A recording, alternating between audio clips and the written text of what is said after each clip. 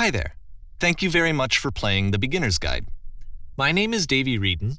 I wrote the Stanley Parable, and while that game tells a pretty absurd story, today I'm going to tell you about a series of events that happened between 2008 and 2011. We're going to look at the games made by a friend of mine named Coda. Now, these games mean a lot to me. I met Coda in early 2009 at a time when I was really struggling with some personal stuff, and his work pointed me in a very powerful direction. I found it to be a good reference point for the kinds of creative works that I wanted to make. So just to start you off, this is, I think, the first game he ever made. It's a level for Counterstrike. You can walk around here, by the way. And mostly it's just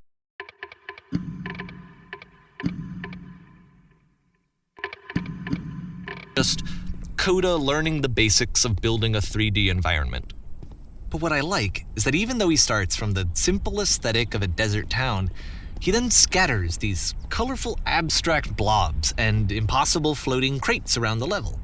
And of course, it destroys the illusion that this actually is a desert town, and instead this level becomes a kind of calling card from its creator. It's like a reminder that this video game was constructed by a real person. And it kind of makes you wonder, what was going through his head as he was building this?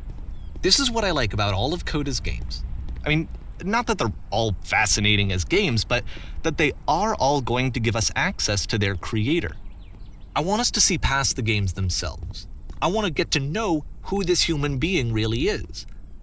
And that's exactly what we're going to do here. So, it's 2008, Coda starts making these games, and he never releases any of them. He doesn't put them onto the internet, he just makes them and then immediately abandons them, and they sit on his computer forever. And I think he really understood this image of himself as a recluse. At one point, he jokingly renamed his computer's recycling bin to Important Games Folder.